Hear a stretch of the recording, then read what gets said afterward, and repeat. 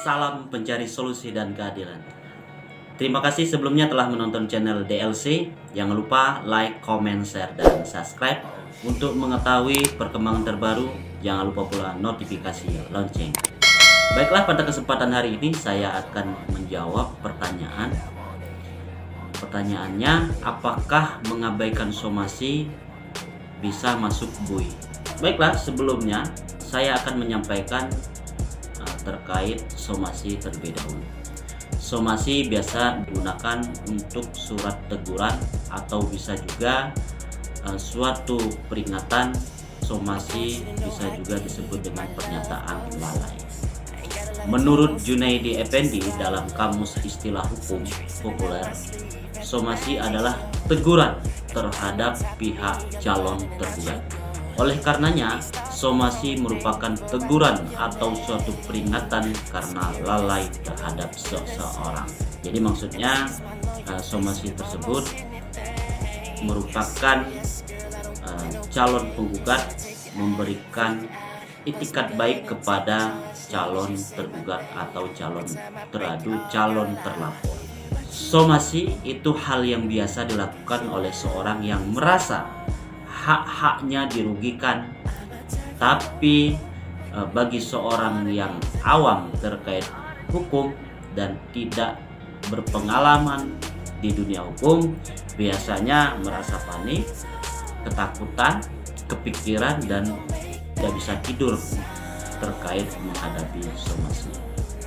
Tujuan diberikannya somasi yakni untuk kesempatan kepada pihak calon tergugat, terlapor, teradu untuk berbuat suatu atau menghentikan suatu tindakan atau perbuatan sebagaimana tuntutan pihak pengirim somasi.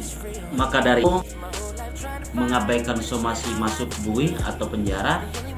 Mengabaikan somasi tersebut menurut saya tergantung bukti-bukti yang dimiliki oleh seorang yang mengirimkan somasi, dalam hal ini calon penggugat atau calon pelapor.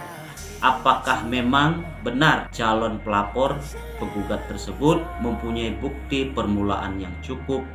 Jika pelapor mempunyai bukti yang cukup, tentunya pelapor mempunyai hak dan wewenang untuk melaporkan calon tergugat, calon terlapor kepada pihak yang berwajib. Namun terkait laporan tersebut ada prosedur yang memang harus dijalani, yang memang diatur dalam peraturan perundang-undangan yang berlaku.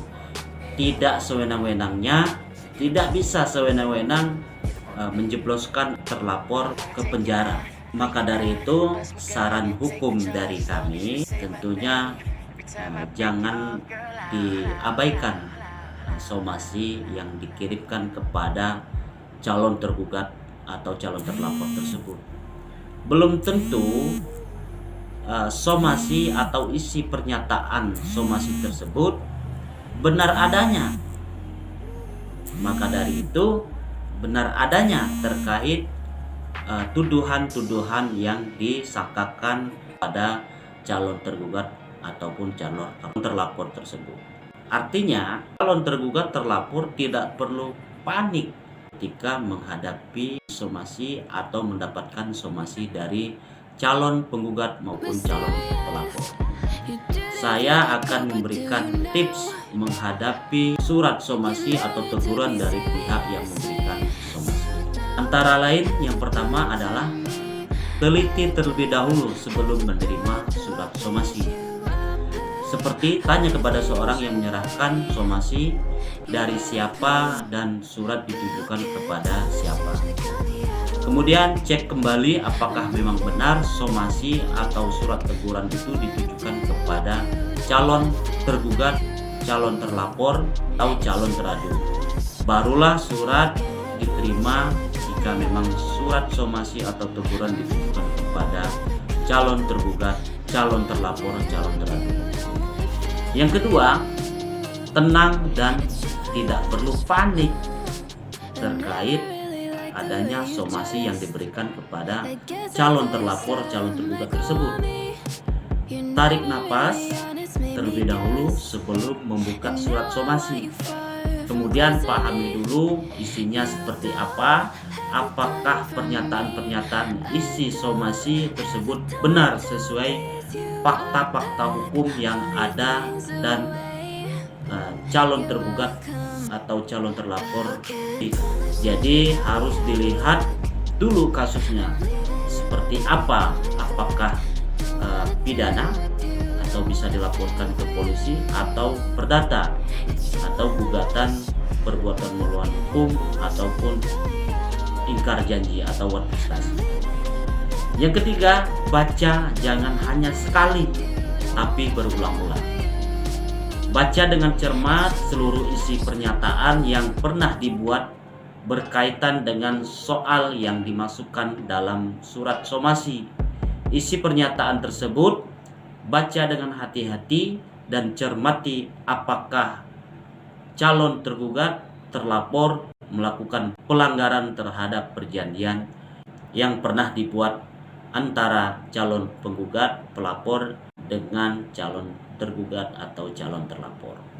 Yang keempat, periksa dan batasan waktu yang telah diberikan.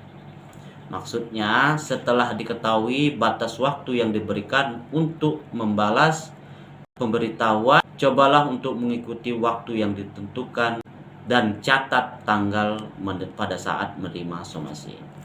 Yang kelima, konsultasikan dengan advokat. Jangan khawatir dan takut minta bantuan hukum kepada advokat, karena apabila Anda memang awam terkait somasi atau teguran tersebut, bisa saja saudara atau calon tergugat, calon terlapor yang tadinya tidak tahu apa-apa dan tidak terlibat menjadi terlibat akibat ketidakpahaman, ketidaktahuan maksud dan tujuan somasi tersebut. Bisa saja saudara, apalagi saudara mengabaikan somasi. Demikian, semoga bermanfaat. Apabila ada hal-hal yang mau dikonsultasikan, silahkan hubungi DLC.